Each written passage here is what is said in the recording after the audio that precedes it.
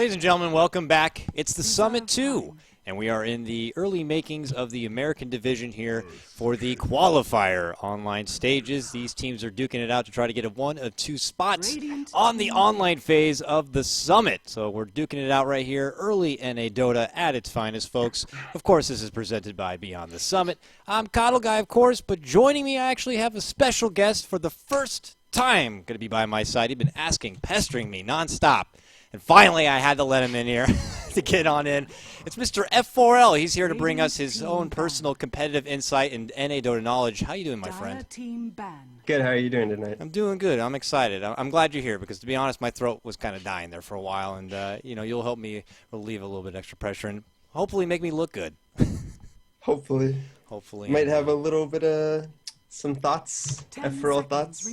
Just make sure we reserve the heavy flame. I know you're going to want to dish it out flamethrower style maybe from time to time, but we're trying our best here as casters to be as unbiased as possible. So, try your best. I know you're a man of a reputation. Professional. Yeah, okay. Get that tie on right now and hopefully we can get it going. But I know you probably saw last game. It was rough. Tengen had a very promising start. Noobs or Us with his Earthspirit brought in some serious amount of kills, but it was all about good. He was all about fantasy on that lycanthrope, but pulled it back. I mean, what were your 2 cents on that last fight, or that last battle, rather? Lycan is still strong. I mean, I actually think he's better in the late game than he used to be, because he gets, 650 Ferrari move speed? Yeah, he's a freaking race car. It's ridiculous. It's pretty silly. I actually didn't catch the beginning of the game. I only, when I started watching, actually, is when Dire started winning.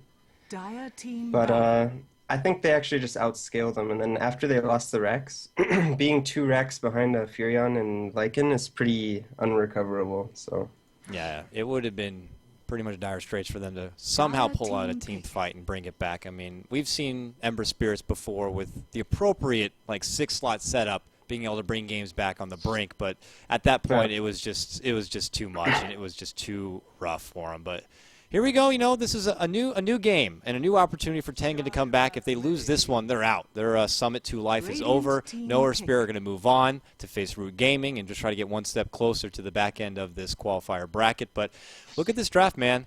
Got to get rid of those 2 new heroes for Tengen. They get rid of the Terrorblade and the LC. Vicious has got to go, and the Pugno, so 2 respect support bands. And no Earthspirit. Not only do they love Lycanthrope, but they favor it so much they don't want to go against it. So they're back in the old 6.81 style. They ban it out. They ban out the Brew, ban out the Witch Doctor, and the Clockwork. So yeah, it looks like no Earthspirit's pretty much picking the same heroes as last patch. You got the Death Prophet, the Centaur, and the Shadow Shaman. I think Teams is sort of not favored Shadow Shaman as much anymore. I mean, it started falling off a little bit last patch, but I think this patch it's really fallen off. I think it's the glyphs, the refresh on the glyphs. It makes it so you can't just drop wards and instantly get a tower every time it's off cooldown. Yeah, I think it's fallen out of favor a little bit. Yeah, it was no stranger to see them optimal take down 1 tower on the back end and then be able to move forward, drop the wards, and take 2 towers back to back. But that is not as easy as it used to be with this new change, where you'll be able to get glyph immediately after any tier 1 takedown. You're surprised. I mean, I don't know how you've been practicing. I'm really surprised at how many teams forget that or just don't work on it, and they tend to just let the tier 1 still fall.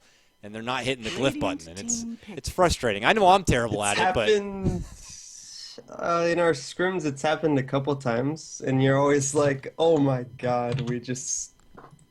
I mean, it's basically like getting 5 seconds for free, and you know where they are. You have perfect information.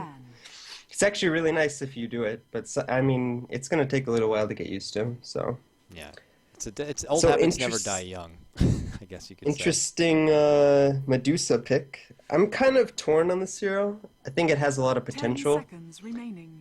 But I don't think you should pick it early like this because it does struggle against certain heroes. I think it's very good if the enemy runs at you and starts a fight, if they initiate on you. But Medusa is very terrible at starting fights or going on the other team. So if the other team's like a kiting type team, it's not very good. But so far, they didn't really pick that way. Right now, they're full YOLO, Death Prophet, Centaur, Shadow Shaman. I mean, Rubik isn't really kiting, so But he wants that it should Ravage. be okay That's this what that game. Rubik's there for. He's like, I want to get a hold of Yeah. that piece of that sweet, sweet Ravage and try to turn the tide. Am I right? Am I right? Okay. Anyways, no, I agree. Medusa, Oh though, has been picked boy. up a lot more in this patch than you've ever seen her in the past. And we've seen teams do very well with it. But the call-out has generally been, with these Medusa grabs, we're surprised that more and more teams don't bring back maybe your Outworld Devourers again with that new perk of the Agnum Scepter. You can eliminate her whole mana pool dramatically and really hinder her rather to the low point. And with the Death I Prophet already on the wonder. field, but it could be possible. You never know. Yeah, didn't OD got an Ags, right? Mm-hmm. Where it like burns 75% of the mana. I actually wonder if like OD only against like I think the hero is like not very. It's like okay right now, but I think the Ags is worthless. But I wonder if it's actually good against Medusa. It's like one of the few cases I would imagine. OD back in the day was like, I am dominating the mid lane, and there's only like 2 or 3 heroes you could do to stop me from it. And but now it's very, very situational. And people are like, oh, that's like one of the very few cases that maybe an Ags OD would work. And it would be pretty surprising if no Earthspirit pull it out here. But to round out the draft, though, for the side of Tengen, they get the PA, a bit of that, old school, kind of artesian flair. But how do you feel about that? I really like this pick. So we kind of experimented. We weren't completely serious on this, but we played a couple games where we had Medusa with Ricky in scrims. Because if you ever get a stone gaze and then Ricky like jumps onto the heroes that are stone gaze, he like one-shots them. Like it's actually ridiculous. Because you get the 50% amplify damage, and then we also ran it with like another negative armor hero.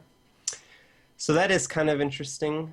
So Medusa is not going to be like the traditional like hard carry this game. I actually think Phantom Assassin will end up doing more damage than Medusa. So you wager that but it is probably interesting. Phantom Assassin will be your mid lane pickup. It's not like I've seen personally Noobs or us play the hero too much. I don't see him play a whole lot outside of Tinker, to be honest with you. But with this recent ban, that's not going to be the case. Shots fired. Hey, I'm just saying, I've played against him with the guy plenty, and he loves his Tinker. That's all. But here we go, a Spectre grab. I would say this is a bit unusual, but in this recent patch, Spectre's all the rave, as especially when early on when it was all about the bounties and her being able to be in each of these fights just by slamming down the R button. It's been pretty favorable, and we've also seen it used in teams that like to run your Nagas, and then they fall back on that when it's not available. And the big turnaround point I saw even in the WCA games is, even with you bring up enough income, after you pick up a couple of core items and you have a buyback, it's just a matter of, you can take her down. You'll probably be very, very wounded from the initial fight. Well, she'll just simply buy back, haunt back in, and then you're going to get wiped the floor with. So have you personally on your team been running a lot of Spectre at all? We haven't. I think we're going to start. Honestly, the NA teams don't favor Spectre that much. When we scrim the European teams, they like the Spectre Zeus or Spectre Furion type of, or Spectre AA even. And I've also seen like in WCA, like you were talking about, the Spectre AA combo, which is actually really scary. I mean, you saw what, who was it? It was against Navi. Was it Newbie? Yeah, it was Newbie. I think it was Newbie. Yeah, that game was crazy. Like, Havast was enormous, and just the AA's ability to, cancel healing, and then Spectre's ability to just buy back and haunt. Yeah. It's pretty crazy. And you got to consider that Dendy's there with his Magnus, and he can't really do anything. You can't get a great initiation because all that burn and all those illusions and the haunt just crippling you, and they already know exactly where he's going to be coming from. It's just devastating. So now with Tengen, it looks like it is going to be Nurla revisiting the Earthshaker. It's going to be rough. Once Haunt comes out, the ideal time that he loves to just wait in that corner, jump in, bring the slam, it's going to be hindered a bit. And not just him, but even the Tidehunter now. These are two heroes that favor huge initiation, and that's going to be horrible once you're going against a Radiant Spectre. So I'm a bit nervous, I'd say, on that part for Tengen. This Spectre pick is actually really smart if you think about it. Not only is it good against Earthshaker and Tidehunter, but what's the spell called? Desolate. Desolate never misses, right? So if you attack this PA and you miss your auto attack, the Desolate damage still occurs, so you'll still get 60 damage a hit when you miss. Oh wow. Yeah, so and Blur is not going to be good. It's a natural diffusal carrier, which is good against Medusa. I imagine It'll be interesting to see if he goes for a Manta Diffusal build or if he goes for a Radiance build. Because I think both are good this game. Yeah, and then even on top of that, Skywrath Mage is just, well, such a wimpy hero that one haunt will take him down to next to nothing. So Skywrath is not going to have fun this game. So Spectre has an answer pretty much for everyone on this team, and it raises a bit of a concern as far as Tengen not scouting that one out and getting him off the field. So a bit nerve-wracking, but it's going to be more about if Banner Spirit can get to that point where he'll be farmed and out of control. And for Tengen, it's more of hopefully we can pull out a severe mid-game with our big Wombo ultimates and hope that Medusa can be like the dark horse for our team and pull it on through. But yeah, Medusa going against a Spectre late in the game, that's going to be a bit sticky. I'm not too sure how that's going to work out. Should be interesting. I'm not actually sure what the interaction with Haunt and Medusa's ult is, so...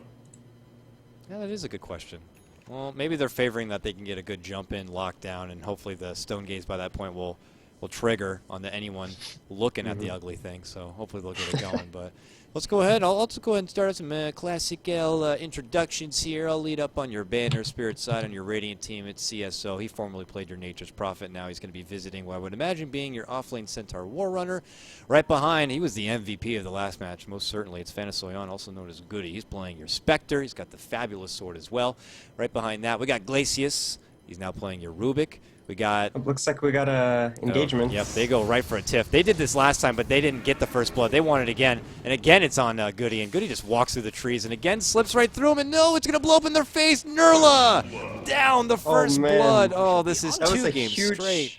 Huge four-man hoof stomp. Oh, no. Now Noobs R Us is no. desperately trying to go through a nook to try to get away from this one. But he has a long way to go. You have one more Crypt Swarm now available. Oh, God.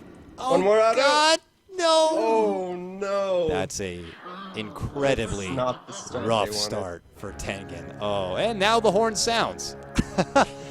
So, just finishing off, I suppose, Wait, here. was that the battle horn? That was the battle horn. We've just finally started and already 2 down on the side of Tengen. So times are definitely rough. And you know, last time they had a fantastic start and couldn't manage to pull it back. So it's really going to take a lot for them to just kind of shake that one off and bring a good laning presence here. As you know, for the rest of the Banner squad, it's going to affect their mentality too. Yeah, you know, don't want to be too much on tilt here. Shadow Shaman by A is going to hang out there at the bottom, and of course this is going to leave Death Prov in the mid lane, played by 3.14. I just call him Pi. Do you know who this is? I just say Pi. Pi LLO. I don't know. Death Prophet. Yeah, sure. Whatever. I'm not familiar. Well, Mr. And F4, on the Dire? yeah, you know it. You know your stuff. Go ahead. I know my stuff. Hell yeah. Got Tidehunter in the top lane going up against the Centaur Railgun.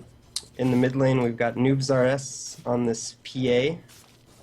And in the bot lane, we've got 2 Nurla on the Earthshaker, Raya Noob on the Medusa, and Goofy playing the support Skywrath. Back-to-back Goofy Skywrath games for him as they're trying to bring it back, but we already talked about how rough of a time he could have later on, just hoping to be a big presence here, create some space for Raya Noob to farm it up. And Raya Noob did farm up pretty nicely on his Invoker. I would say his item choices were a bit questionable, but as far as just getting last hits and getting the farm, you know, this is a man who should know how to get it done. And it was an interesting choice to go aggro. I think it was the correct one, actually, because it's a favorable matchup for as I say that, Centaur's going ham on Tidehunter. It looks like he's going to get yeah, that's a kill with double edge. That is a murder if I ever saw him up top, but he gets it done at the end, so definitely a favorable exchange for Centaur, benefiting from the kill and the XP, but now he steps back, he quickly TPs to the top, and they'll both engage. That's a battle of the offlaners, if you will, up there, as even you were able to catch that one, and I didn't. I got the back end of it, so way to make me look good.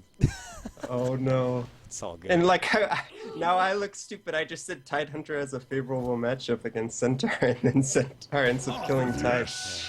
Yeah. Don't worry. Us as casters, we're never right, of course, so... And if you don't know something, everyone else does, apparently. That's just how it goes. Yeah, aggro, it's going to be aggro. A matchup of unique proportions here for the bottom, as Goody's going to be pressured a bit, especially by those arcane bolts. They really want to keep the pressure alive. Nurla is lingering on the side, would love an opportunity to try to catch someone out with a Fisher, because if they can move in, follow it up with a reasonable amount of damage, they can get a sweet pickup here. They'll need it. as they've been crippled at the start here. It's already 3-1 in favor of Banner. And if you look at the regen, as they cast Fisher on this Shadow Shaman, is he going to go down?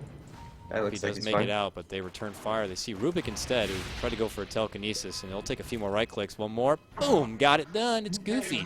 Picks up that kill and makes it 3-2 for Tengen. What I was saying before they interrupted me Yeah, with their how rude of them. battling. If you look at the regen on the side of Radiant in this tri-lane, they actually burn through all of their regen in like the first 2 minutes. So they're actually in a world of hurt right now. Because not only like this dire tri-lane, they have pretty much all their regen still. They still have some clarities left over. This is not looking good right now.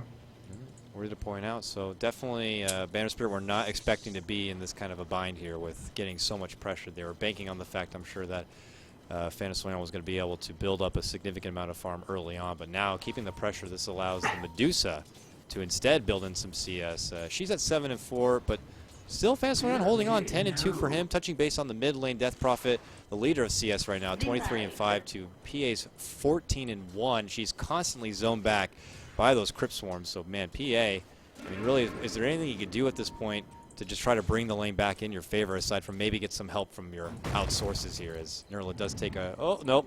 Telekinesis back. Oh, he denies it. What a fool. Glacius is like, nice try, buddy. Oh, but now Glacius, Karma is a bitch, isn't it? As he gets slapped down in the back end and does fall. Oh. Well, that's one way to catch up. That definitely works out for him. But yeah, man, PA, I mean, I guess more benefit from trying to get outsourced from your allies in need, but this Death Prophet is, I would imagine, getting everything she wants in this lane. Yeah, this lane's really hard for PA. I mean, every lane against Death Prophet's pretty hard. Except for, like, Razor and Viper, probably. Not a fun time. Nope, not a fun time. And it was Tidehunter earlier who did go for the Arcanes, already has it complete, and is forced to be on the side. Railgun is not having the best exchanges right now with Centaur, who is actually going with the early Ring of Health grab. So probably going forward into the Vanguard, but now we have the benefit of getting that Crimson Guard, right, Evorel? The Crimson Guard. Crimson Guard. Have you guys been playing with Crimson Guard at all? I've been trying to get like impressions as far as how that item actually works to any team's benefit here. No. No, we ignore it. It doesn't exist. I think it's bad. It's weird. I mean, yeah, for people. It's like it's so situational. Against you know, you got illusions, I think it'd be okay. Uh-oh. Uh-oh. Spectre getting caught out. That is huge damage with the snake. Oh, they get it. Oh. Nice lingering right click, and of all the people, it's Rianoob to pick up the hit. This is going right back in Tengen's favor after that very, very questionable early engagement. They're coming right back, and they pull on ahead here. Pretty much only having a real rough time in this mid lane, but bottom is definitely looking great for them. Yeah, that was a great kill for them. And they're going to need to keep pressuring the Spectre. I feel like they need an advantage going into the mid game. Mm-hmm. The late game might be okay. Oh, looks as they're going on top of the Stampede. Looks like Railgun's going to go down. It was an easy kill there as Glacius was just lingering nearby, and all it took was a swift move in to really take him down. I imagine he wasn't even at full life at that point, so he's sent packing right back to the base. He does have mana, or gold rather, for TP if he already has a TP if he needs to make his swift return. But this is more opportunity here for CSO to build up that farm. But we'll see if he decides to just kind of hold the ring for now and build forward into that Blink Dagger. The initiation is just so potent on this kind of a hero, and he's really back into like the platinum pickup as an offlaner in this 6.82 as of right now. He's just so good. Like, Stampede is probably one of the best spells in the game. Explain. You can use it for so many situations. You can initiate with it. You can disengage a team fight. You can save an ally across the map. It's true. Like, there's no other hero that has that kind of utility in one's and it's not even on a long cooldown. Yeah, definitely, we've seen it many a time, even last game, where it's been worked offensively and defensively to aid. And on their team, they already have extra global presence with that Spectre Haunt, so that'll work out pretty swiftly and nice for them. Put that together with your Death Prophet and your Shadow Shaman, who are going to be pretty much your dynamic pushing duo. You know, they have a nice foundation of a team here for Banner Earthspirit, and we already talked about how finicky it can be for Tengen the longer this game goes on. So hopefully they can find something out. But mid lane, they're not going to find anything. There's no more Death Prophet here, so they're waiting for nothing because Banner Earthspirit have put their attention towards this top lane. Looks like you were right with this Centaur build, though. Picks up the Vanguard. No Blink Dagger. That's weird, but hey, you know, I guess he wants to be a tanky boy as he moves on in and takes it right to the tower instead. And with this exorcism, it's only level 1. There's like a couple of ghosts. Not really as big of a party as you would love to have, but it gets the job done, I suppose. They have to pull fortification. They do. So fortification. They found Spectre in the trees. Diving forward, but Spectre is not the easiest to grab. But Tidehunter's there as well. Railgun not spotting out yet. Oh, sees him peep out right there, and I don't know what else he could do to really stop it. One thing to note, though, during all of this, so the PA was still farming in the mid lane. So they had 4 heroes pushing bottom with PA mid farming, and Radiant didn't really have anyone farming while they're pushing top. Well, we're farming up towers here as they continue to go on this Looks tier like they just keep going. Yeah. There's no defense. Everyone we see is bottom, and now they're finally straggling to try to find a TP here as you see multiples of them finally go towards the top, and Banner Spirit are like, okay, now it's our time to go, and we have that Stampede in case they even make a go on us. And oh, there's a Ravage, you know, for a Shadow Shaman, I suppose. So there's your first Ravage of the game, and I guess it does, you know, secure a kill for Tengen right there. But they do also lose that tower, so relatively even. They get the tier 2 on the bottom, though, so relatively close stuff. It's probably fine. You know, they spent about 300 gold on TPs, so. Yeah, that's true. And, you know, you were saying PA farming it about right now. Did spend the gold. Is this what's coming our way here? Oh, it's going to be the phase. Early pickup of the phase, a little bit of the extra damage, but uh-oh, might be under pressure here. Not pulling the trigger on a Stampede yet to make a go on her, but oh, there it is.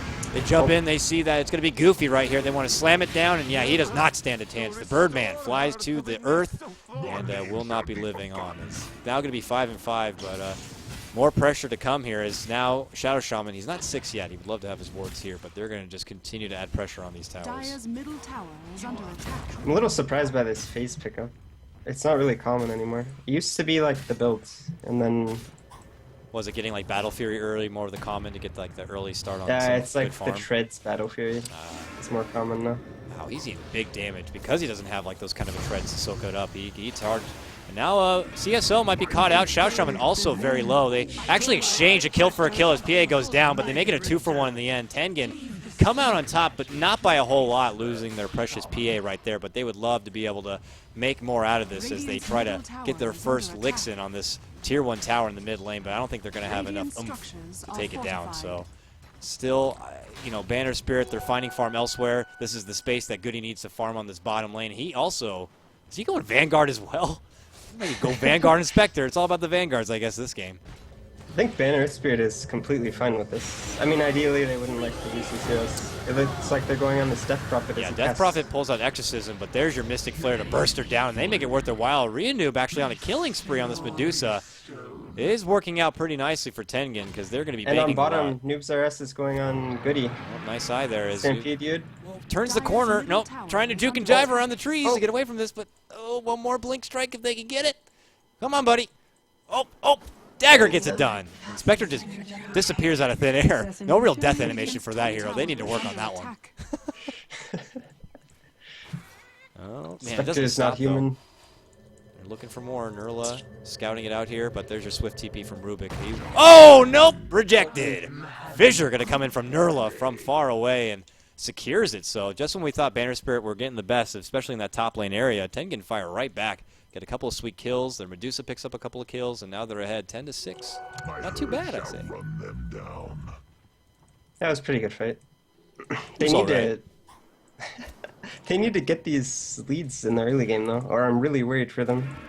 Because there's going to be a point in the game where Radiant's just going to cast Exorcism on towers, and they're going to have Spectre in another lane. So the Spectre's going to be pushing another lane, and then they're going to have 4 heroes in one lane.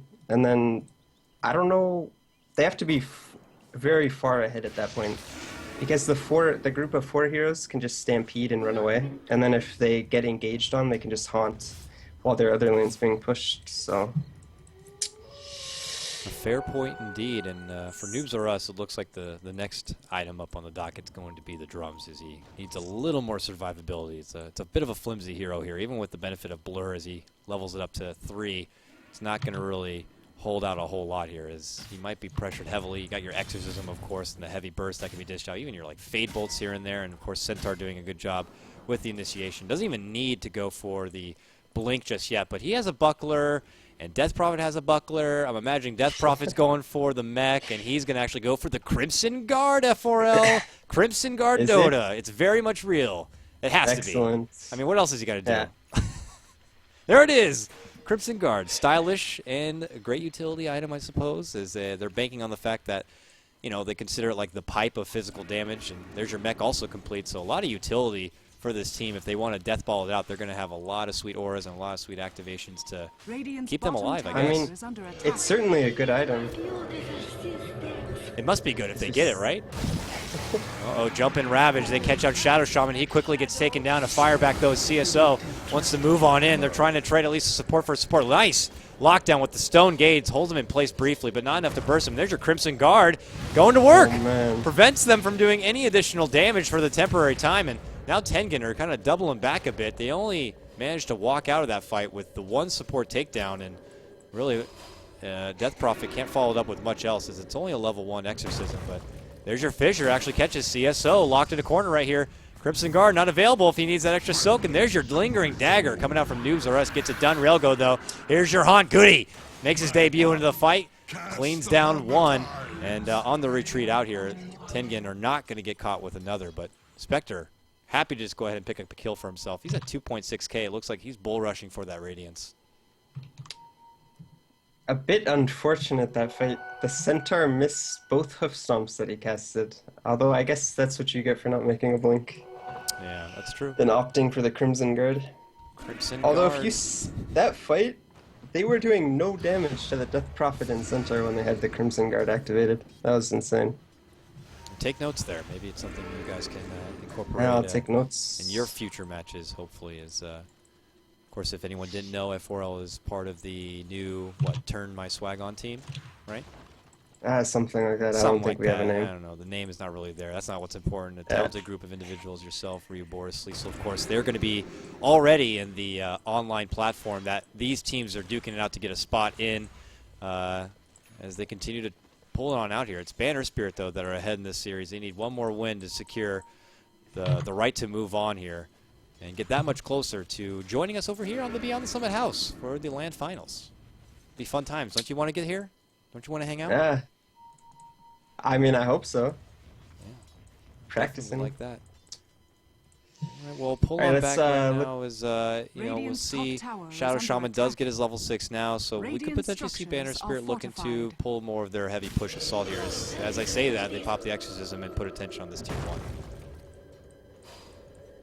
Looking at item progression, we've got 3,000 gold on the Spectre, so he's only 800 for Relic, so it looks like he's opting for the Relic build. Structures are fortified. These fissures. One stolen there from Glacius. Does hold them back, but they get the telekinesis. Big burst on Death Prophet. Takes her down. Nice follow-up from Nurla as well. Ravage return. They take down 2. That big team fight we're expecting from Tengen working for now. And they take down 3. This is the window of opportunity they have to really put out an assault like this, because by the time Goody does get a hold of that Spectre Radiance, that's when things get tricky as far as initiation. But for now, it's working to their benefit. They quickly wipe the floor with 3. They lose no one. And now they can finally put some attention on this Tier 1 tower in the mid lane and hopefully take it down. Oh, somewhere else in the world, Noobs R Us also cleans up an own kill, taking down Goody. So it's going to be that much longer. Oh no, even I Radiance. missed that one that time. Yeah, I was expecting them to just go for a push, but I guess they found an opportunity with big crits coming in. It's Noobs R Us looking to clean up. Tower has fallen. It'll be interesting to see what item Medusa goes for. Yes. Lincoln if Sphere it's going to be that the, Lincoln Sphere. Yeah. I've seen a bunch of different items. I've seen Lincoln, Scotty, Rush, Manta.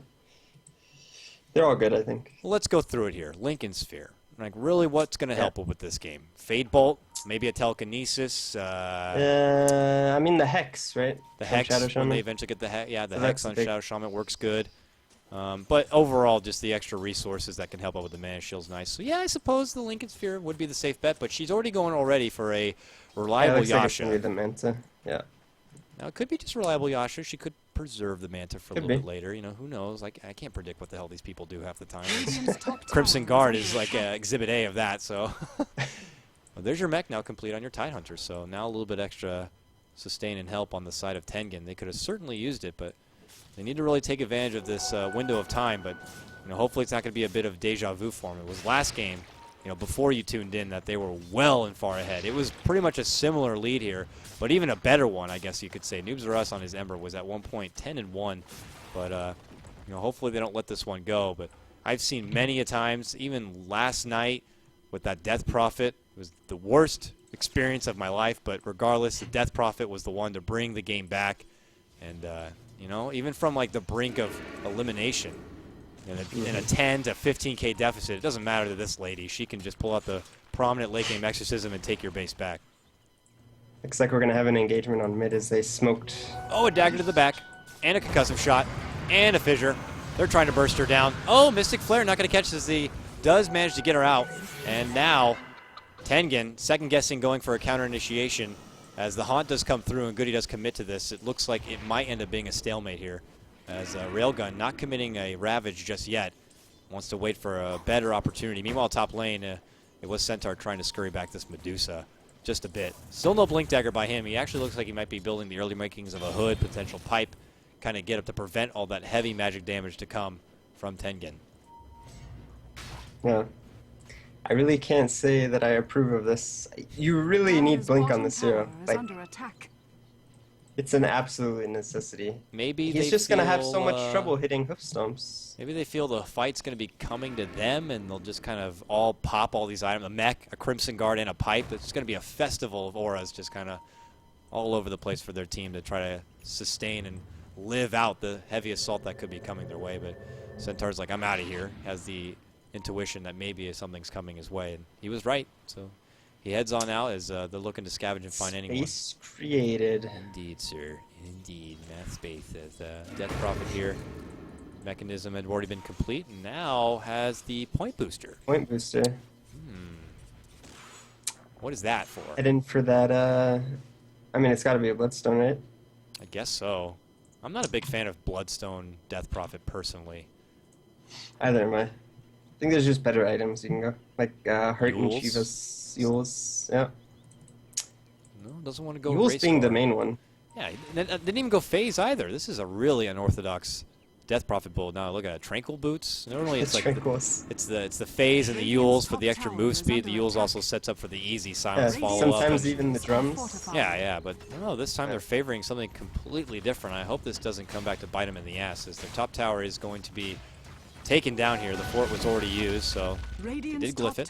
Props to them and getting used to good habits here as they push on through and try to clear out the rest. It's still Tengen's game for the early part. We're getting ready to approach the mid game here. I'm going to take an early look here at the net worth graph, and it's Tengen's favor, about 3K XP, 5K, even more significant in their favor. And now they're taking a piece of the Ban Earthspirit book. They're going to go to this tier 2 as long as they can, and really there's no defense. They might be able to get this tier 2 for free. Radiant structures are fortified. They're not in a position to defend right now. They're really just waiting for this Radiance. They're not too far off. I think it's like 500 gold off. Very close, but do you think that Radiance is going to be enough for this Banner Spirit team to bring it back? And they're like, well, they're still not coming, guys. Let's just go for high ground now. And they move on in. I mean, they got their Ravage ready to go.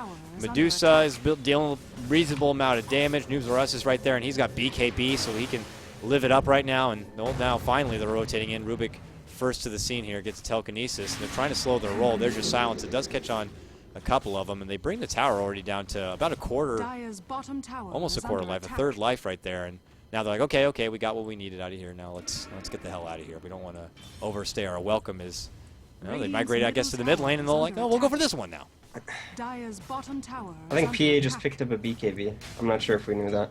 Yeah. He got the BKB, that little bit of extra life, and it looks like a Helm of the Dominator is probably next on the agenda for her as going to get that extra bit of life in there. Look at that. There's your tier 2 taken down. So they're kind of treating it, the Spectre, like you would maybe like a Naga, where you want to just remove as much of the farm potential as possible, really trying to restrict them back, get all the outer towers down if possible. There's only one more left, and begin doing lots of sweeps through the enemy jungle, just really nerfing their farm. Looks like Roche is the next prize.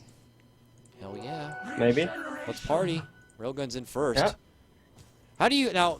Every time I have a player here on my co-caster, with this new location here of Roche, obviously the advantage for Dire is not the same as it used to be. But are you more nervous, worrisome about going for Roches at this point? Has it just become more obvious that something's actually happening? And as I say that, it's Banner Spirit who are like, yeah, Looks something's like happening. Here we go, Exorcism, they're going to go in, brunt force forward here, try to make something happen. There's your Haunt to fly out, quick in return, the Fissure to fly, and now they jump in. There's your Ravage from Railgun. He is very low. That Radiant's starting to do its early work right now. Echo Slam to follow, already 2 down for Tengen. A promising team fight thus far. Centaur trying to buy out the Blink Dagger before things do go awry for him. Your slam down CSO, double kill for him. That's a 5-man wipe right now. Ban Earthspirit. And, well, there's the answer, I guess, to my own question. You really need to second-guess what you need to do when going in for a Roche, because that is a dramatic turnaround in favor of Ban Earthspirit. And that was actually really unfortunate for Ban Earthspirit. I don't know if you noticed, but the Spectre was on the cliff during the entire fight. Oh, I did. Like, after Haunt, I don't know if he daggered or if he, like, his illusion was up there. I'm not sure what happened. But Spectre was just on the cliff the whole fight.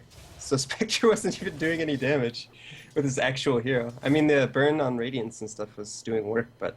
Yeah, the Haunt was already crippling their team quite dramatically, and it just set up the platform for the rest of his team to dive on in there with your Centaur, of course, and that Exorcism just constantly pummeling them down. And Tengen just really seemed kind of confused on what the focal point was going to be for that fight. They seemed very perplexed, but I don't blame them. When you see all those ghosts, you see the Haunts coming in, you're like, what the hell do we do? Like, how do you stay calm and collect? I really would imagine it comes down to proper communication on what the game plan is going to be at that point, because the trap has been sprung, and they really were just left puzzled as far as what they could do in that fight.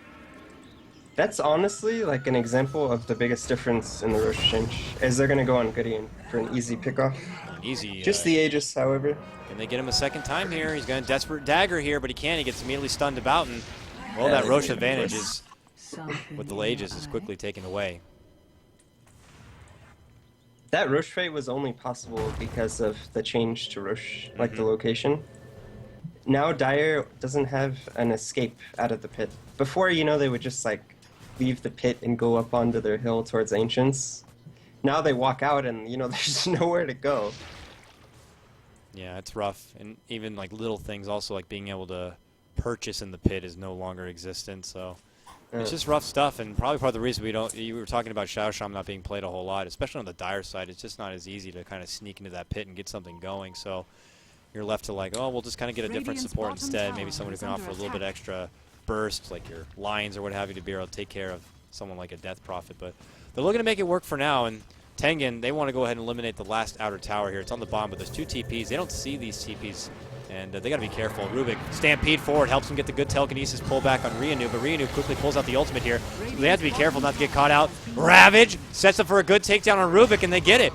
Big Echo follow-up, not the biggest of damage. The Crimson's Guard going to be popped right here, and now also the wards. And here comes Goody, popping out the Haunt, looking to clean up the rest here. Shao Shaman desperately trying to hold here, gets the shackle as long as he can, but even he is trying to hide behind his own wards. And look at this, PA will fall under the hands of Fanasoy here, looking to buckle back here. And that's a 3-for-1 exchange. Railgun going to make it 3 for 2, and he will end up falling. But that's another kill for Spectre, and they're happy to take that one. And that was all for just to secure that Tier 2 tower.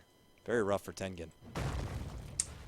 Perfectly fine for Ban Earthspirit, I think, though. Yeah. They even saved the Exorcism, so they can actually just walk to a lane right now, hop the Exorcism, and get a free tower. Exorcism up and available. Death Prophet did use the Bloodstone in that fight as well, so a couple of charges already down, and part of the reason I'm not an overall fan of it, but, you know, because ideally your Death Prophet going to be your focus point when you're going into some of these fights, so it's not a stranger to being caught out, so that's why you go for something like the Yules. You can be a little more defensive with it and allow your Ghost to really still be able to go to town. So trying to make it work, though, is 3.14 as she builds up now 1,300 gold. They're not quite yet making a push happen on their side. They still have plenty of towers to take down, 3 Tier 2 standing. And you know what? That's pretty rough for Tengen, because if you look at the net worth, it's about even back towards Ban Earth, and they still have plenty of towers to take down on top of that. So it's looking like a pretty good time here for Ban Earthspirit, and for Tengen, they might not need to start digging deep as far as what the next plan is going to be. Yep, it looks like Medusa picks up a ultimate orb, probably going for a Scotty, I would think, at this point. Yeah, I guess that's it. No atypical Lincoln's build, I guess, with the 4 staffs already coming in. Right? There's 4 staffs over here. Where is it? No, 4 staffs are actually on Tengen's side. I thought I saw additional 4 They smoked on top of a ward. Ooh, that's rough. They see that's happening. There's your pings flying out, and CSO is like, I'm getting the hell out of here. leaves that mid lane. Also, Goody's like, I don't want to be a part of this mess. Leaves top, and they're not going to allow an easy target. And Tengen are unfortunately scratching their heads as they go into the lane and don't see anyone. So scavenging around right back, trying to get the best opportunity possible. Tidehunter has about a few more seconds, and he has his Ravage ready to go. And I mean, we'll see. Maybe they can bait out this Medusa into a team fight in their favor. Uh-oh, there it is. Jump in. It's actually CSO making the jump on Nurla, and now the Haunta flying it shortly after. Echo Slam, Desperation. Goody's actually very low, and they actually take him down. So 2 down on the side of Earthspirit. Tengen come out on top right there. I like the counterback of the Stone Gaze in that particular fight. And now it's Death Prophet holding her own with this, big burst, Mystic Flare, Ravage follow-up. They take down 3. They're looking for 4 right now. The buyback from Shadow Shaman. They need another, and they get it.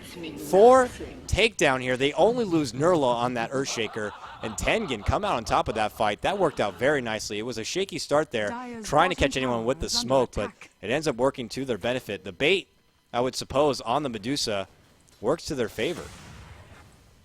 Yeah, it's just so hard to go on a team with Medusa. You have to be so sure in your ability to just completely burst the hero.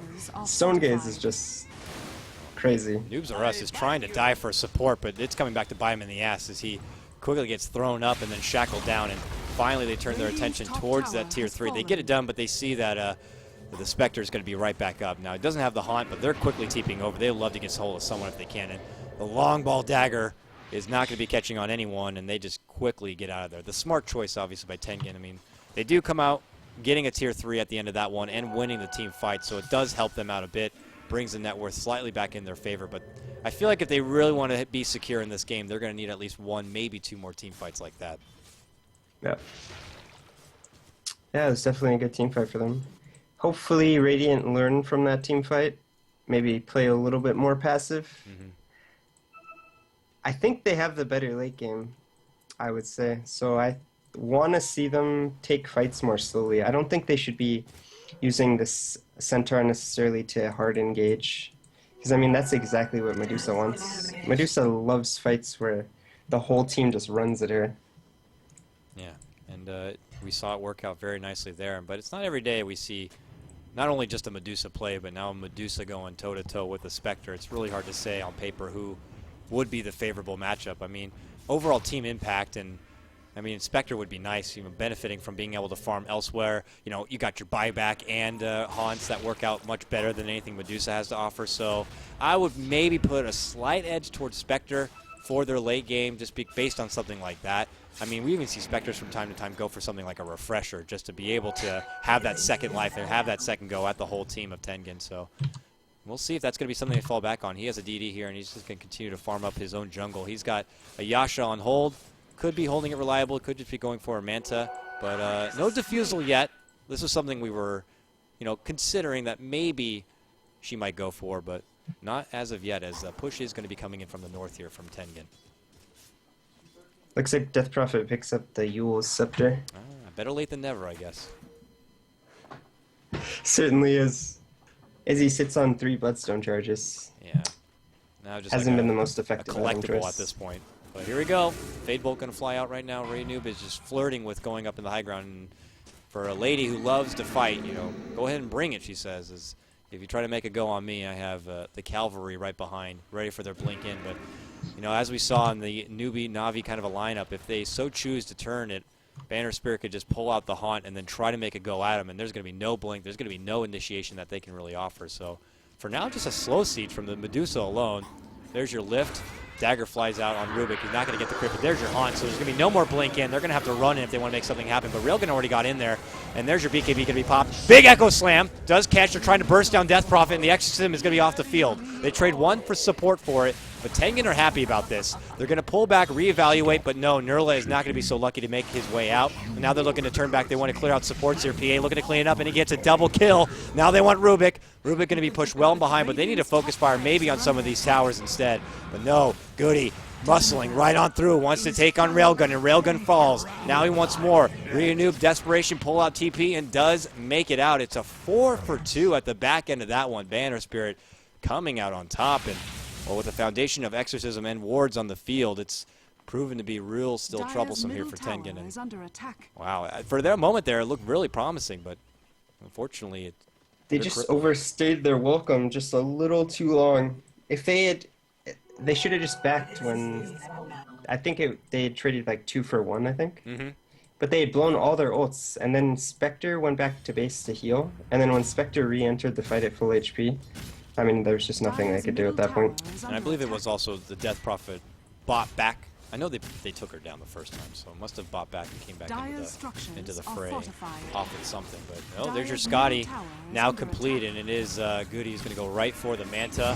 Fissure going to be stolen right here, and he promptly uses on Ryunub, and well, they pull out the Stampede, and they know how to not overstay their welcome as they quickly try to make the retreat. But Goofy, 4-staff forward, trying to catch up, but the Blink Dagger from Rubik allows him to swiftly get away, and Tengen are not going to be able to catch up. But now you got your Medusa Scotty on hold here and trying to build up, I would imagine, a little bit extra gold for a buyback just in case. But we'll see if this is going to be a big difference maker in this upcoming fight. I think his next item is going to be key in determining how this game goes. If it's going to be a Butterfly or maybe a Rapier. I think those are his 2 options. She's one of the few heroes that can really take big advantage of a Rapier. I mean, the other hero that really pops in my mind is, you know, your Gyrocopter, Kunkka, Ember Spirit. Those are heroes that can really make big work with a Divine Rapier. But, you know, that's pretty much your all or nothing, I would imagine, at that point. So when we'll see, they're going to have another go here.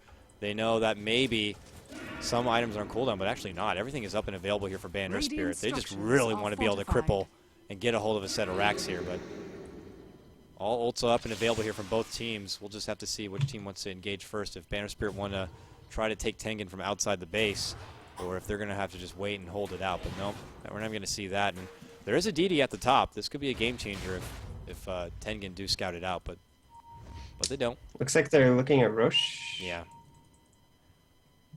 This is our chance, boys. Smoke up and Should go. know what's up. Oh, both teams are smoked. Oh, this is going to get hairy. They both know. They're both heading. And actually, I like this. Tengen are baiting the Roche, I like think. this, too. They're baiting the Roche. They're going to sit on top, and they're going to try to jump in. But CSO jumps in. Is trying to soak in as much damage of that flare as possible. But, man, Medusa from above laying out the split shot damage right now. Forces out a buyback from Centaur. 2 down, though, all day for Ban Earthspirit. Still moving on forward. Your Tidehunter will fall. They also lose the Skyrat. That Haunt doing serious work right now, but same with the Exorcism. Actually forces Medusa all the way back and a TP out as well from your Earthshaker. And, man, it looked like a promising first start. It ends up being a 4 for 2, so still a great fight there for Tengen as they do manage to make out on top of that one. I really like the Roche bait right there as they wait on top of the high ground for Ban Earthspirit to come. That was a really good idea. They couldn't get to the Death Prophet, and then the Exorcism just too strong. Yeah. That's the thing. I mean, they were doing it a couple in the previous fights where they sought out the Death Prophet and they wanted to burst her down, but it felt like they were like, oh, there's someone, just go. And it was Centaur, unfortunately, like the last person you want to really try to put all of your ammunition into, but regardless, looks like they're going to get the Roche. Yeah, it's great space for them to quickly clean up this Roche. It's going to go towards the PA here, so Noobs R Us is going to get a secondary life, and I like that. It works out very nicely for him. If it wasn't her, it would be the Medusa, but now she can really lay it on in, because if she gets some optimal crits off, that can quickly wither him down. But, you know, it's now coming to my memory. We were really digging on the Crimson Guard before, but I hate to be like that kind of guy who goes, well, on Reddit, but you know, someone did point out a really good, one of the few opportunities that Crimson Guard is nice is when you're going against like the likes of a split shot, because the damage is split out enough as it is. The Crimson Guard will soak in that extra damage that's already, you know, split out there, and could work pretty nicely. At this point in the game, though, with her building up extra damage, I don't know how much it contributes, but, you know, at its prime point, I guess every little bit helps. Definitely early game. Yeah, I think also against Illusion heroes, it's pretty effective. Mm-hmm. Which now with a Manta on Medusa, you got the best of both worlds, I guess. So Treasures. there's your bounty rune going to be picked up as they shift once again back towards the top. As they would love to get these racks. They've worked time and time again. Oh, look at this! They actually run into Goody here. Can they somehow catch him out? They don't have the Ravage to commit, but look at the low ground. It's Nurla. Hi, how's it going, lady? And they want to go ahead and take it right to him. They follow up concussive. Oh, they get it! They take her down. Not enough time for her to get the Haunt escape. That's a big takedown. It's 60 seconds. No buyback there for Goody. And let's see. Tengen, I would imagine. It could be a Rex. Yeah, they're going to bull rush this top lane, I would imagine. And they didn't even have a Ravage to use, so they still have that. But they have to get the creeps in their favor. So It's going to take a while. This is going to be tricky because I feel like by the time they get there, she'll be back up and alive. But she won't have Haunt at least. She won't have Haunt, good. yeah. Yeah, so that's very nice for him. So they're going to continue to go on forward here. Ryanoob is already well in the head of the pack, removing the creep wave that's just coming out of the base. So Banner Earth are going to try to split attention elsewhere as they go down this mid lane. And, you know, he might even drop wards here. It's like, okay, you want to go for our... no, maybe save the wards for the defense. Let's see. No, they're just going to commit a bit. I would push this and drop wards at the tier 3, actually. Oh, yeah? Oh, yeah, I guess you can break into the base and try to go for a trade, but that... They get the tier 2, and I think looks like they're going to use it for defending. Yeah, they're going to double back and use it. Now it's 8 more seconds, and Spectre will be back. But they should know that the Haunt is not available. It's still going to be, what, another minute almost before it's in there. So that's big. That's a big teamfight impact that they're not going to have. And there's a follow-up. There's your wards, but a jump in from Railgun. Gets the initiation off he likes. Stops one Ravage. Shadow Shaman falls. Does buy back. CSGO gets caught out with a Stone Gaze. There's your Rax. One is finally going to fall right now. And now they're considering that they don't overstay. They want to retreat out right there. And there's the shift from the Haunt right at the end. CSO jumps in there, trying to take it to Noobs R Us. But Noobs R Us returns back the Blur, trying to do the overtime. Your Aegis is going to be popped. He'll come back for another round right now. But Railgun trying to get away from Goody. Goody is not going to let him get out of there. Medusa can't get out as well. Double kill for Fanasoyon, cleaning up with this Spectre. 2 down. They want Noobs. They'll get Noobs. This is going to be a prime lockdown. They end up expending only 2 on the side of Ban Earth at both supports, and they lose 3, including both their big cores. And at the same time, oh wow, that Haunt jump into the base. Into the base takes out Nurla, make it 4. Oh boy. Tengen had a window of opportunity to try to bring this game back, but look at this. How convenient, as they're already in the base here. There's buybacks of abundance here for both the Tide, Earthshaker, and Medusa if they need to use it, and they might need to consider it. Yeah, they're definitely going to need to buy back. They're reserving it for now. Glyph is up as well. They use it at the last second. There's your burst. Wow! That was excessive, but hey, got the job done. They send him back to the base. He does have buyback. Attention, though, on the mid lane. Exorcism was already used in the previous fight, but they will get that tower taken down ultimately, the tier 3 there at the bottom. And, you know, Banner Spirit pull back, so really hard to tell who's coming out on top, but I would imagine Banner Spirit they're really happy with how that fight turned out, considering the fact that at the start Goody wasn't there and then didn't even have Haunt to use. And in fact, got to use it as a luxury kill in the base. That was a great play by CSGO. I think he got a 3 or 4-man hoof stomp onto like all the cores. And then the Spectre and Exorcism were just dealing so much damage. Very nice stuff. It does look like Phantom Assassin's going to do the early makings of his MKB here, trying to really be able to take it to Spectre when they do focus her down. And for building Spectre, a Basher, I think. Oh yeah. Oh yeah. He's got a belt to strength. He has the belt strike. Yeah. Confirms it will be a Basher, segueing into the Abyssal Blade with the additional bit of lockdown, but every bit of damage is going to help. Saint Yasha? You actually want my thoughts on something. Yeah, well, Saint Yasha is an item that we don't even see a whole lot of. There's probably like maybe a handful of heroes that can even utilize it, but I would say it's crazy, but it's actually the second time today I've seen it grabbed, and I'm kind of like, that's interesting, but... On PA? It was on, no, it was on, oh god, it's blowing my mind. It was in the first series where I was casting with Brian, and it was, well, you know what, I'm not going to think of it now, I feel terrible, but it was utilized, and it was a bit questionable, not really the best thing. I want to say it was LC, no, I don't know, but yeah, I don't know, I mean, yeah, of course it's going to add damage, it's going to add a touch of survivability, but I don't know, I feel like it would have been better options instead. Could have already. I mean, I don't want to be a flamer or anything, but I almost don't agree with any of his item choices this game. Yeah, really finicky choices. I mean, I guess the BKB is relatively standard. I mean, the BKB is good, but I don't know. He's just not outputting enough damage.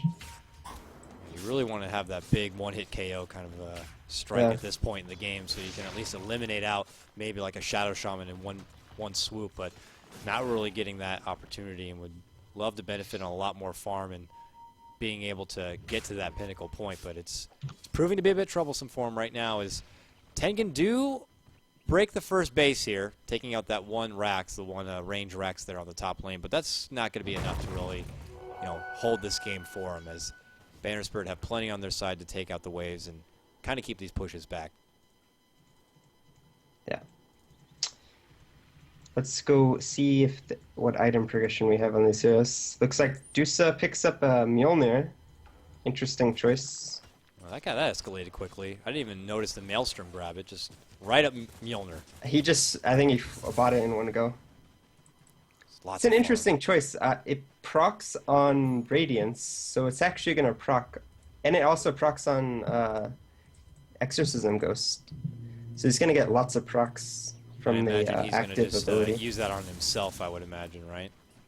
Yeah, he's the most tanky person on his team, so. So that's good. That's some serious damage output for your Medusa, and a nice, interesting twist that kind of works out to their benefit, like you said, with all the damage that is coming their way already. So we'll see, and it's Fanasoyan who's going to build up into that heart. Not really surprised. He actually has the heart available here, but I imagine could be saving a reserve bit of gold for a buyback just in case, and we'll try to push back out instead with the Manta Illusions. Yeah, I'm sure he's just playing it safe, waiting for buyback. He currently doesn't have it if he died right now.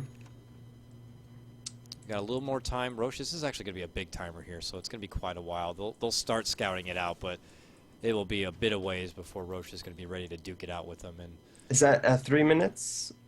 Is that what that is? Don't ask me. Look at that thing. How the hell do I? It's analog. Well, I don't know how to read. Why can't we just get a digital timer, Valve? Like, why do I have to? I play games. I don't cast. Oh no, them. there we go. It's no, actually, it's really, really small. Oh wait, I don't think it's set yet. It was set. Has Now it? it's set, and now it's like, actually, now it's going to be long. It's going to be a tiny one. So, you know, it'll be just a few more moments. Does it go to that like place, and then that's where it is? Yeah, or I should know it, but it's something down? like, you know, once it gets there, and then you can see exactly what it's going to end up being. I mean, I should know. I should be able to read the time. There we go. Yeah, I'm not good like So you're that. right. Here we go. As Medusa does scout it out with the Manta, they would love to get this, and they're going to even use a smoke to commit on it here. And Banner Spirit, it's been a long time since we've seen any of the Tengen guys on the map here, and they might be getting a little curious as far as what's happening. Make my life easier. They're going to try to do their bait again. They're waiting on the same hill here, hoping to see if someone's going to start blitzing towards that direction, but they aren't doing it just yet. They're doing the same play. It worked before. They didn't find the good target. They tried to go on Centaur, but they pull back. They see that Goody's at the top, but obviously with his haunt, that's not going to matter too much. He can get into the fray. But if they see a lot of others, they could move right in here. It would have been a great opportunity to go for it right now, actually, but it always is scary, though. I mean, I would imagine from your own personal position, if you're going against a Spectre, you move on to the Roche pit, you always just have that chance to just kind of hit the R button and manage to really make things troublesome, maybe even manage to sweep up that Aegis or get the kill before you even try to secure it yourself. Yeah, you can't just blindly do Roche. I mean, they have no idea where any of their heroes are right now. Well, they see some top lane. Rubik is near, but maybe not quite in view. They just Same see the with Spectre, I think. Yeah, so really bewildered, and they're waiting a lot. They're waiting a long time here, figuring out what the best choice is. They ping out the bottom lane. They'll just kind of push it back, but yeah, they're too nervous. This is something we would not have seen in the previous patch. If it was like the old patch, like, guys, let's just go in the pit and just get it done. It's no big deal. We have the advantage. We can move on in there, but now it's like we really need a second guess. The Spectre picks are coming in more frequently. The position's already all the way off, so they're just going to push back what they can, and they might need to consider maybe a defense here. As Banner Spirit go for their own smoke, they're going to sweep through. They're not going to find anyone. They should see a couple here on the bottom, but yeah, just very timid play. Both teams just looking for a window of opportunity to take a real good fight in their favor, but it's all Banner Earth who have the big team fight here. They got the Exorcism ready to go. They got the wards ready to go. Those wards are almost level 3, but he needs a little more XP to get to that point. But regardless, still can be able to contribute a whole lot. I think they're going to go right for high ground. I don't know about this Roche. Is under attack. It's taking so much damage. It's taking a long time to take down. Our top. Tower is under Yeah, attack. top is Exorcisms already. pop. They fall. Glyph pops there. It's a little too late to save the tower, though, as Ryanoop considering going in full force forward, but he's silenced up. It's making it a bit trickier, and Banner Spirit actually uses Stampede to pull on back. They get the tier 3, and they might consider playing this extra safe.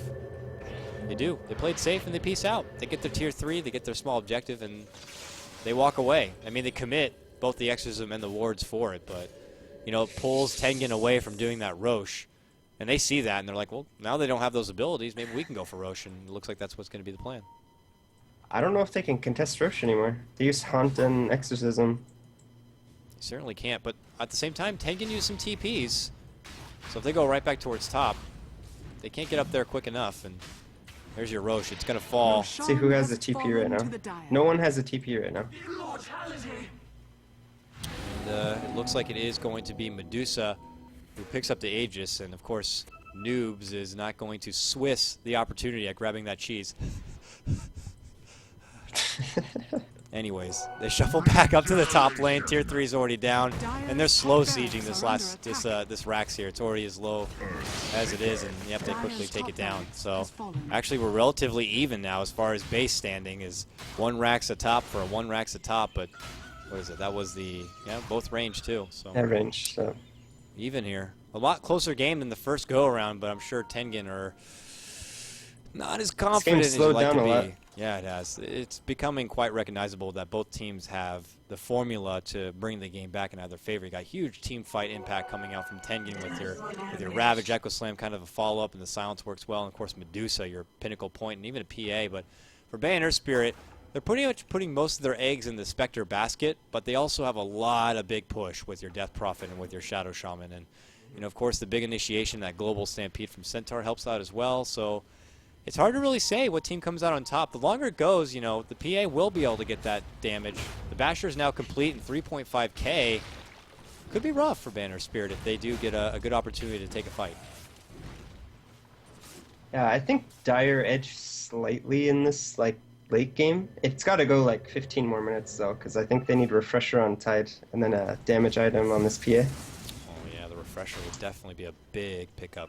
Yeah. Big pickup. Actually, I'm wondering why he didn't go for that before this Shiva's grab. Given that, I think he's scared probably a bit of just dying during Haunt. Because if he can't get in, he's probably scared of taking too much damage before he can blink in, I would imagine. Move in, but look at top lane. It's Goody going backdoor on this Rax, as they are going to end up trading. It looks like a Rax for a Rax here. This is interesting. You don't see this a whole lot often.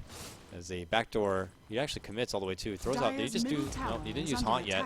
Takes out the Rax, so a Rax for a Rax. Tengen move over towards this mid lane. There's your return fire. Exorcism going to be popped right now. Now they're looking to pull the trigger. There's your Haunt going to fly out, and 1 Ravage to fly. Railgun is the first to fall on the field. Big echo from Nurla, but really, how much can he bring it on in there as he falls? So is the Skywrath. So is the Medusa. The first life going to go down, and Noob's RS as well falls. Even with the benefit of the cheese, it's not going to matter a whole lot here as they make it a full 5-man takedown. I guess there's our answer as far as what team is going to be able to take it in this one. They needed that extra bit of time on Tengen to really get those crucial items to be able to take the team fight back, and Banner Spirit just quickly wiped the floor with them. And now, bulldogging down this mid lane, Exorcism is going to conclude. No Haunt available with the majority of them dead, and a couple of buybacks here. Medusa's already back, but PA and Skywrath might need to consider pulling out those, dipping into their pocket and getting back in the fight. Yeah. And they have to make something happen while these ults are on cooldown. They certainly do, but there's 1 Rax already down. This could be 2 sets of Rax just like that. Spectre's dealing heavy damage, and Medusa does not have Stone Gaze. Stampede going to be pulled defensively here as they're looking to kind of do a re-engagement, keep them running. Ooh, the self-Yules, temporary saves. They follow Mystic Flare, but it's not going to be nearly enough. The Mechanism hoping to hold on to a bit of life here. Rhea Noob trying to put out as much damage to get the Death Prophet down. But the return fire, Skywrath immediately goes down. CSO says, "Leave me alone, lady. I'm taking your Rax." And him and Vanasoy on hand-in-hand do clear it out. Noobs are us desperately trying to rip apart the Spectre, and finally gets it there on the back end of a big crit. But Spectre easily has the money available to buy back and come back into this one if needed. And they're still in pursuit here. Shadow Shaman gets taken down as it does end up being a 4-man fall there, but Tengen still did lose a lot. They lose their mid-set of Rax. They lost their Skywrath Mage, who already had bought back, and let's see, this is a small opportunity here for them to hopefully come back. But look at this, Boots of travel to the bottom lane here from Medusa. She's like, this is my opportunity. I got to get in there. I got to get something done. And this could force out a buyback though from Goody. And Refresher picked up on the Death Prophet. Uh-oh. 1 ult was hard to deal with. I don't know if they can deal with 2. Now, of all the item choices this Death Prophet's made, this is one I can get behind. Double Exorcism is a very, very nice tool. As long as he can live through the first one. Yeah, of course. It's definitely a good pickup. The Yules, the utility of the Crimson Guard and Mechanism certainly does help with that, but she's got to be careful here. And she does have double Exorcism now, but not popping off the first one just yet. There's your Haunt as the does buy back and come onto the field here. This could be the Are they last gonna hurrah get here for Death Prophet? Tengen. Oh, they're trying to take her down. Locked in place. Noobs gets stuck in the wards, though. He can't catch up. He can't get out of the wards. He can't blink strike or anything yet to get out, and he ends up falling. Devastating turn for Tengen. And now Noob under the gun, going to get focus fired. The Mjolnir desperately trying to do out some bit of extra damage, but he falls. That is two very big, girthy death timers on the side of both Noob and Noobs as they fall 4 for 2, but 2 buybacks as well. Allows Banner Spirit to hold their mid lane and bring it back. And now going down this mid, this is going to be the last hurrah here because Death Prophet not only has 1 but 2 exorcisms to use. Didn't even need to use them in that fight. That is Buyback status. Let's see. it's Earthshaker and that's it. And Tidehunter already bought back. That might be game. Did you know that if you look at the banners under their portraits, the little gold highlight means they have a buyback FRL? I did not. Yeah, the more you know. That's how I know without having to hit I. Is that in game too? Like when you're playing? Believe maybe yes. Yes, it is. For your Like team, for it your is. allies? For your Yeah, team, yeah, it for is. your Yes, team. for sure. Because I know when I can yell at people to buy back, and I know they have it. Yes, certainly so. But there's your Yeah, that's first good to know that. exorcism going to work, and unfortunately for Team Tengen, a valiant effort to try to make a strong appearance here. They look good both games, putting up a strong fight, but it's all Banner Spirit, the team that's been together for quite a long time, managing to pull it back, and it's Goody on his carry that has been really doing a fantastic job here. And unfortunately for Tengen, this is going to be their Summit 2 life crumbling before them. Definitely the MVP of this game again. I would say. Well, the man has been doing constantly good work, even with people have been questioning his communication ability with this team being from not America, but oh well, they're so confident they move right up into the fountain. A slam out from Nurla in desperation to try to hold it out for his team, but they fall, they crumble. Attention on the racks. I imagine the towel is going to be thrown in, and there it is. Nurla calls out good game, and GG. and Earthspirit sweep. We get 2 back-to-back best-of-3 sweeps. And big props here to Banner Spirit to take it home, and Tengen, valiant effort for them, but they are out. And it looks like it will be Ban Earth to move on and face Root Gaming in the next round. Any last thoughts there, FRL, on this series? I don't know. The Spectre pick, I think they just didn't have an answer for this Spectre Death Prophet, you know? Yeah, certainly not. No one really does. It's really hard. I mean, they spent the first part of the draft. There's a reason why Death Prophet has like a 60-something% win rate, right? I don't know why not more teams are just banning her outright. I mean, she's already the top picked and banned hero in the game right now. But, you know, some teams, I guess, just feel like they have the answer. Oh, we have the answer. We know how to take it. But really, it's what is the answer? Some teams I mean, feel in it's the heavy late burst, game, but there's like no answer, honestly. I mean, in the early game, there's like solutions to that hero. You can like contain Death Prophet. But the later the game goes, there's just, yeah. certainly So hard to deal with. Well, thank you so much for coming by and hanging out. That was our 2 best-of-3 series for the debut opener of the Summit 2, the American Qualifier division. As it's been quite the pleasure bringing you the action here from Beyond the Summit. I, of course, am Dakota. Catch me over on Twitter at CoddleGuy. And joining me for this second game was Mr. F4L. How can they find you, sir? Why don't you go ahead and plug your social media? I actually don't have a Twitter right now, but you can find me on Twitch at FRL Dota. All right. I stream occasionally. Yes, he does. Yes, he does. And if you like someone who has a big foul mouth, he's definitely someone to check out. That's for sure. No, I'm kidding, buddy. Foul mouth. Whatever. Anyways, The salt is real, though. the salt is very much real. So if you need something that needs a seasoning, why don't you just go ahead and take a trip over to that neck of the woods. Anyways, thanks again, my friend. Thank you, everyone, for coming by and hanging out. You know, it's been a pleasure as always. The Summit should be back again tomorrow with more action. I'll try my best to find the schedule for you. You can check it out on my Twitter. Of course, Beyond the Summit will be posting the action. Right now, you can catch more Beyond the Summit casting happening over on the Channel 1 and Channel 2. We got lots of WCA action happening. I'm glad I'm not doing it, but it is going to be in the hands of Gerg and the hands of LD. So, everyone, thank you so much for coming by. Please take care and enjoy the rest of your night.